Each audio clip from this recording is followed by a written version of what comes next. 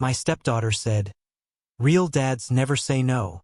I canceled her wedding budget, put the money into my retirement fund, and sent her dad the list of vendors.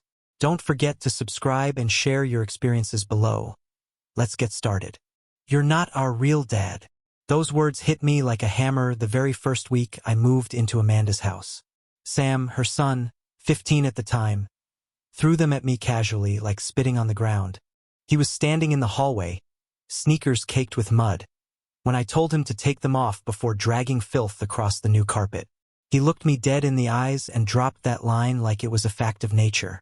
I remember standing there, frozen, wondering if Amanda had heard.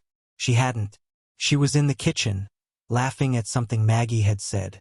I swallowed the moment, telling myself it was just teenage arrogance, just a boy testing the limits of a man who wasn't his blood.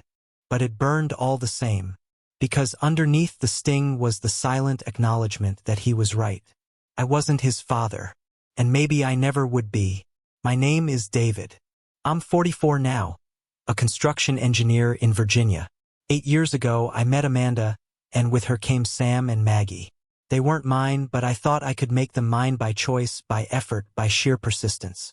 Paul, their biological father, lived in another state. He was a ghost most of the time, but every few months he'd blow through like a storm, loud, dramatic, always armed with gifts and stories. He'd buy their smiles with a shiny new phone or a pair of sneakers. He didn't stay long, but he didn't need to. His absence was gilded in fantasy. He was the hero in their eyes, even in his absence. I was just the man who stayed. Back then, I believed staying was enough. I thought sacrifice would speak louder than blood. I believed that if I built a home sturdy enough, if I provided, if I carried the weight that Paul had dropped, the kids would see me as something real. A father not by birth, but by action. So I went all in. I bought us a bigger house, not for me but for them, for Amanda's children who needed their own rooms, their own space. I put my name on every bill. Groceries, clothes, school supplies, doctor visits, braces, sports fees. All of it came out of my pocket. I told myself it was worth it, that one day they'd see who had really been there. In the beginning, there were sparks of hope. I drove Sam to football practice, sat on the bleachers under the brutal summer sun, sweating in my work clothes after 12-hour days on the site. I clapped when he scored, even though he never once looked toward me in the stands. I drove Maggie to music lessons, bought her the violin she swore she needed, sat through her rehearsals while Amanda worked late.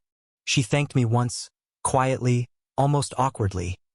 But even then, her words felt rehearsed, like something she knew she was supposed to say, not something she meant. Still, I clung to those scraps.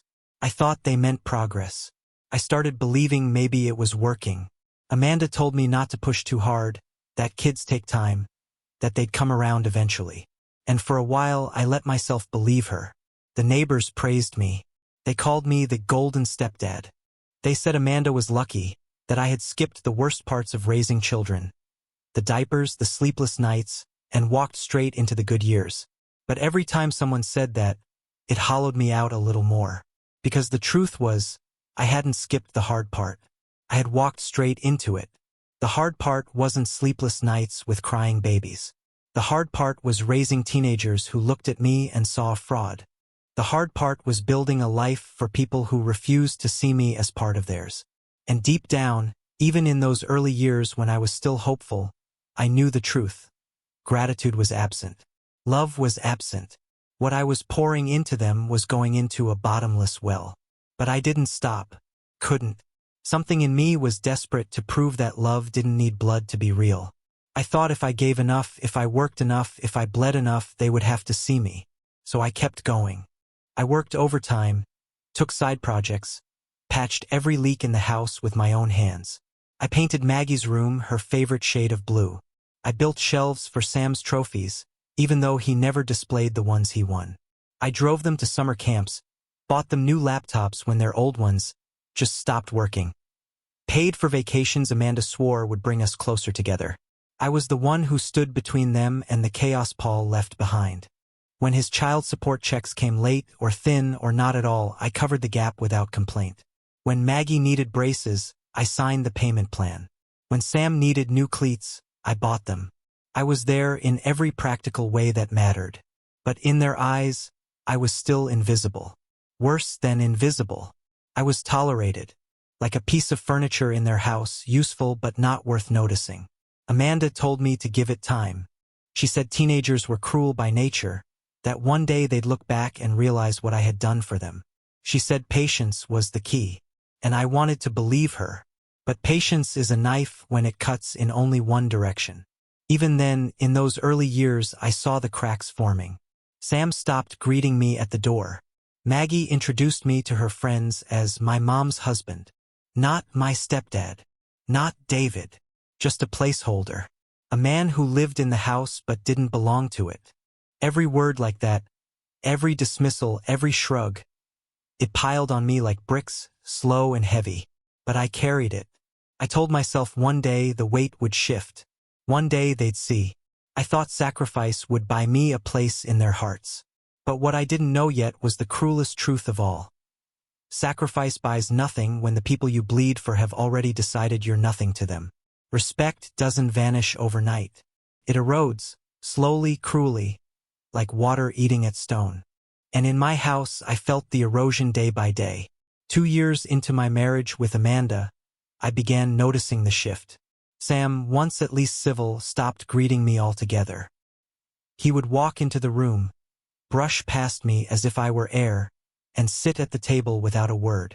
Maggie stopped calling me by name. To her friends, I was simply my mom's husband. A technicality, not a relationship. At first, I thought it was the usual teenage rebellion. Amanda told me not to take it personally. They're just kids, she'd say. They'll grow out of it. But I knew better. These weren't just the sharp edges of adolescence. This was contempt, cultivated and deliberate. And Amanda's silence watered it. The more I gave, the colder they grew. It was like feeding wolves who, instead of being tamed, only sharpened their teeth. I paid for Sam's driving lessons. He crashed the car, and the only words I heard from him were complaints about why I hadn't bought something newer, safer. I bought Maggie a new phone when her old one broke. She laughed with her friends about how outdated it already was. Every sacrifice became invisible the moment it was made.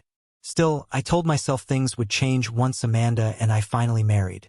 Surely a wedding, a public declaration, a binding of lives, would make me more than just mom's boyfriend. Surely it would cement me into the family in a way that couldn't be denied. But I was wrong. The day of our wedding should have been my proof that I belonged. Instead, it was the day that exposed just how little I mattered. I remember standing in the reception hall, watching Maggie laugh with her cousin near the buffet table.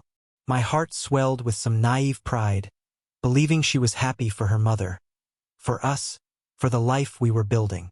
But then I heard her words, clear, sharp, aimed like a dagger at my ribs. "Mom got lucky," she whispered to her cousin, grinning. "Now everything is paid for. Not Mom found a man who loves her. Not we're finally a family. Just paid for." Felt like a punch in the gut. My name, my vows, my sacrifices reduced to a wallet.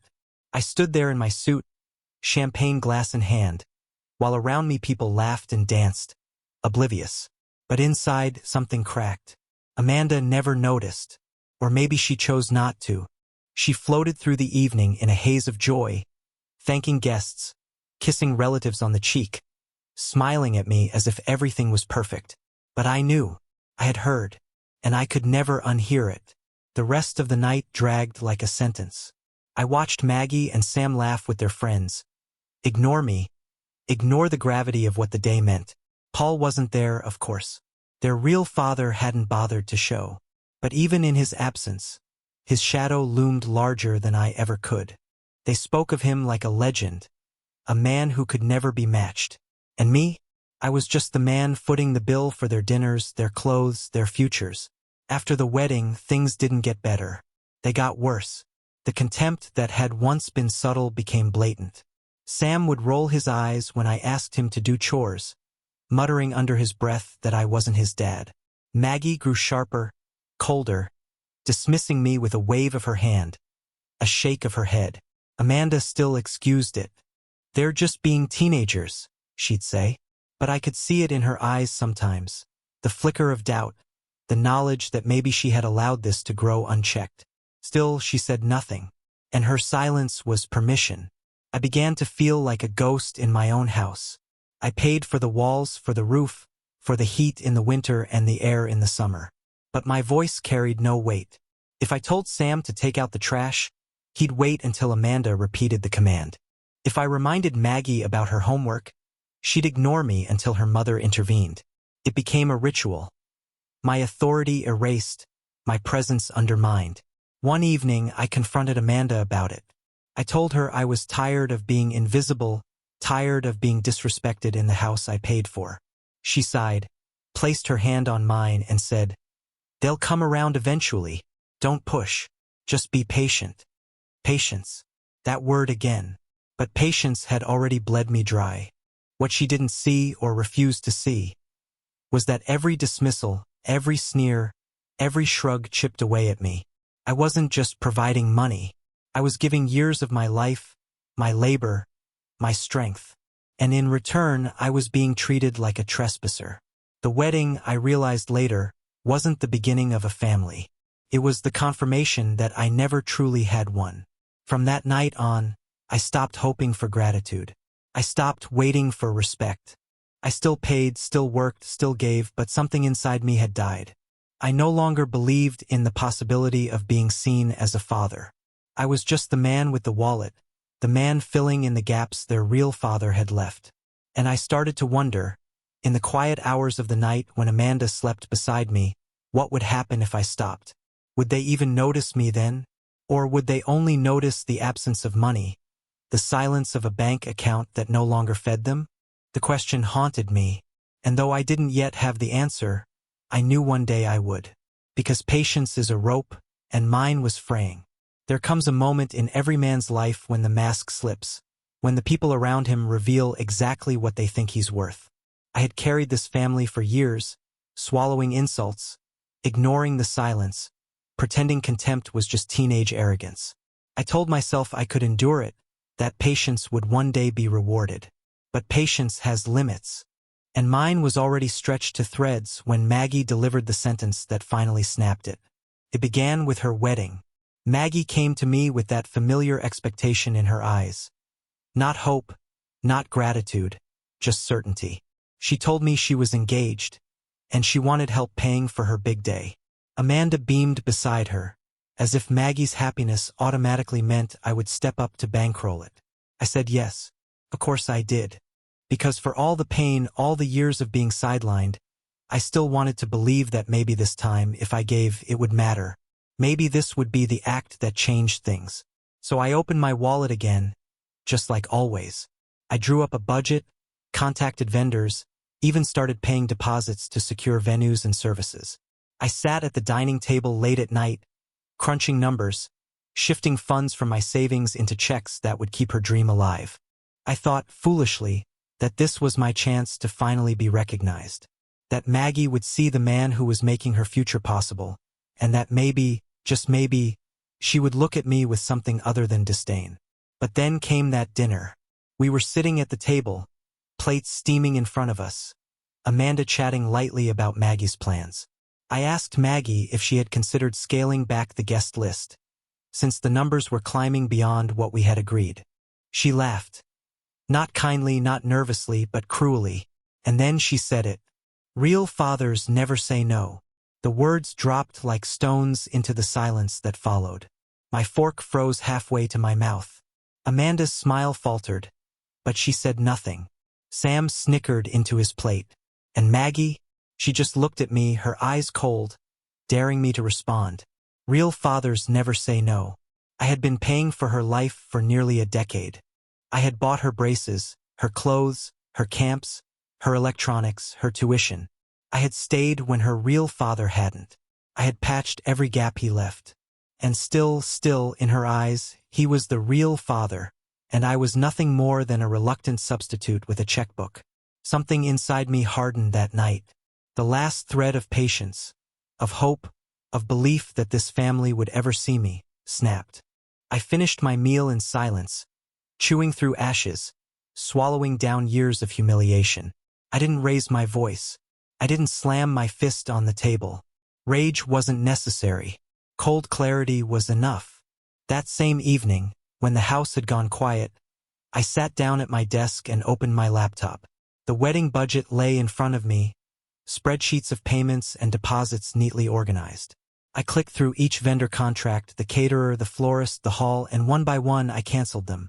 I withdrew every deposit, every cent I could reclaim, and transferred the money into my retirement fund. Money that had been carved out of my labor, my sweat, my body breaking under 12-hour shifts. Money they thought was theirs by right. It wasn't theirs anymore. Then I took the final step. I gathered all the vendor contracts, all the canceled checks, all the remaining invoices, and I sent them in an email to Paul, their biological father. The man they still glorified, the man they still called real. And in the subject line, I wrote only one sentence. Since you're the real dad, it's your turn. When I hit send, a wave of calm washed over me. Not joy, not revenge, just calm, as if I had finally set down a weight I'd been carrying for too long. The next morning, Amanda noticed the change in me. She asked why I seemed so quiet, so distant. I told her the truth. I told her I had canceled the wedding fund, withdrawn the deposits, and handed everything to Paul. Her face went white, then red. First shock, then fury. "You can't do that," she snapped. "She's your daughter too." "No," I said, my voice steady.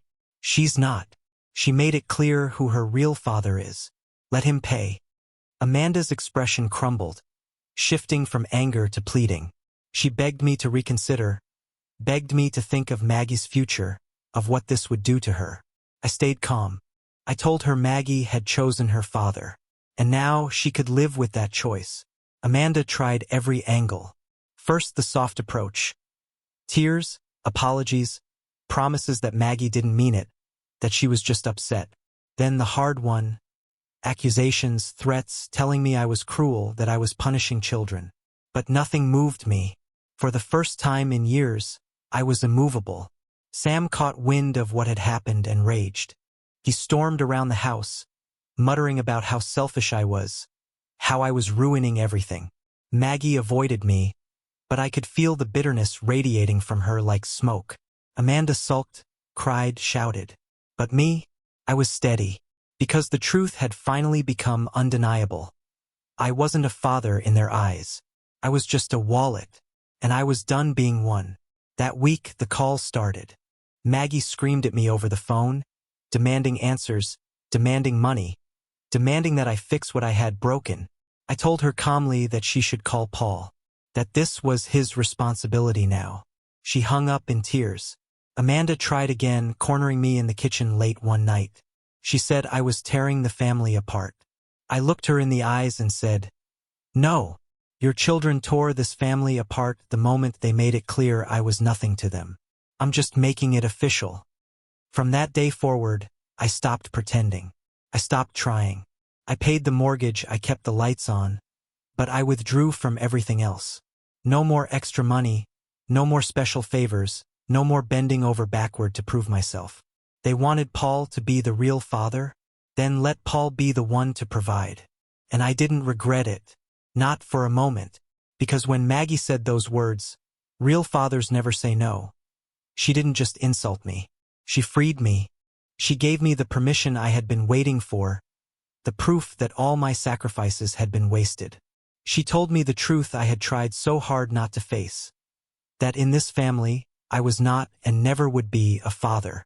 And if I wasn't their father, then I owed them nothing. The night I canceled Maggie's wedding budget and sent everything to Paul was the night the house changed forever. Silence first, then whispers, then rage.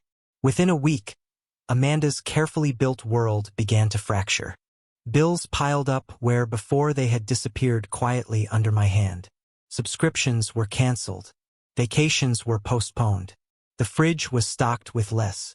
Suddenly, the invisible labor I had carried for years was no longer invisible. It was absent. And absence is louder than presence when people have built their lives on it. Maggie was the first to explode. She stormed into the kitchen one morning, her voice sharp enough to cut glass.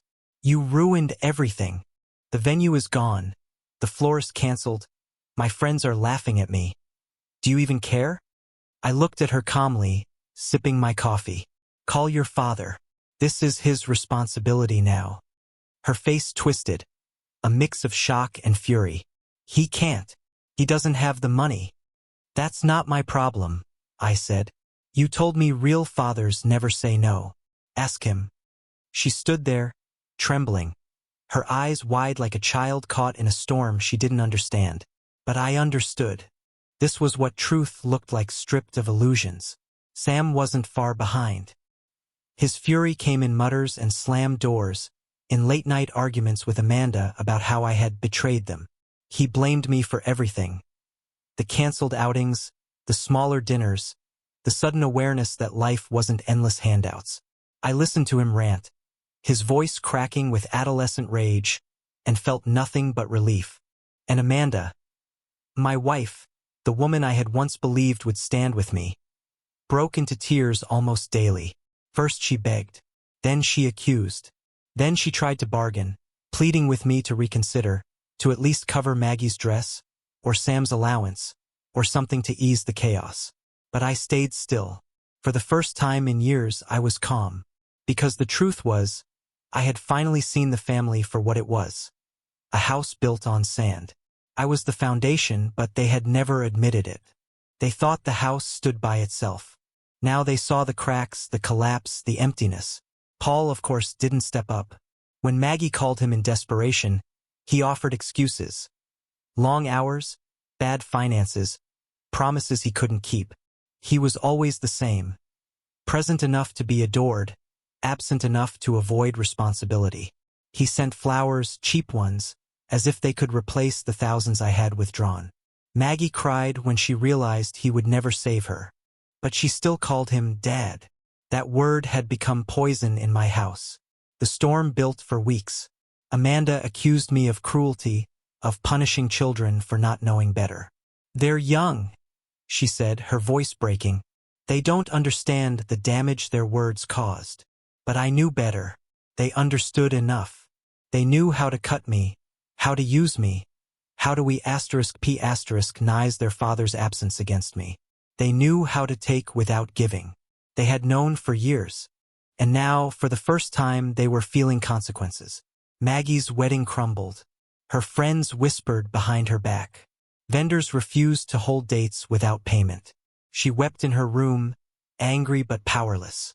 Sam's allowance vanished, and suddenly the boy who sneered at me was asking Amanda for gas money, for food, for favors he used to demand from me without hesitation.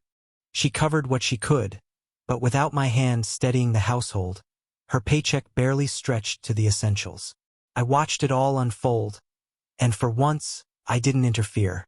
I didn't patch the holes. I didn't swoop in to save them. I let the house feel the weight of my absence. It was Amanda who cracked first. One night, after a brutal fight with Maggie over money, she turned to me, her eyes swollen with tears. "You're tearing this family apart," she whispered. "No," I said coldly. "I'm just stepping back and letting you see what's always been true.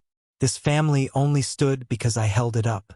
And since I was never part of it in your eyes, I stopped holding." She stared at me, stricken, as if seeing me for the first time. But it was too late. The weeks turned to months.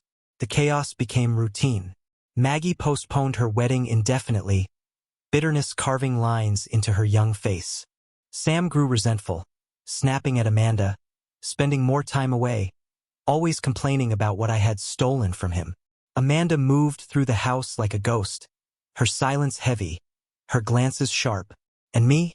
I felt lighter than I had in years. Not happy, happiness was never part of this story, but free. For the first time since I had stepped into this family, I no longer felt like a slave to their expectations. I poured money into my retirement fund, into my future. I took weekends for myself, worked fewer hours, allowed myself small luxuries I had denied for years in order to keep the household afloat.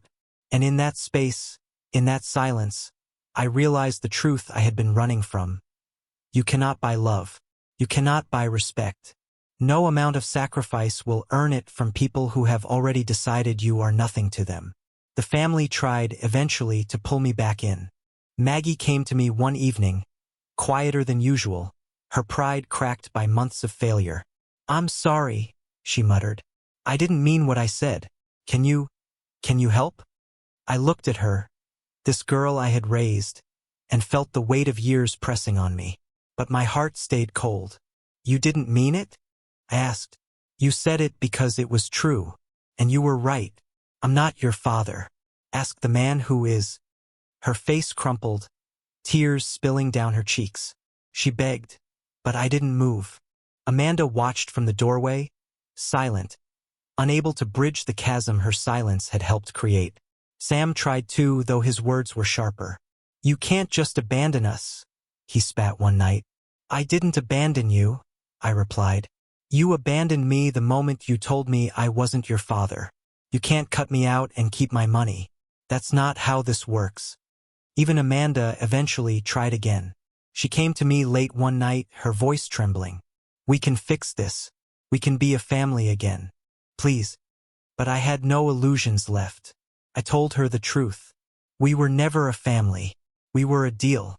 And the deal is over. Silence followed. Days passed. And slowly they stopped asking. They learned to live without me. Or at least they tried. And me? I walked forward, lighter, colder, free. The lesson etched itself into me like stone.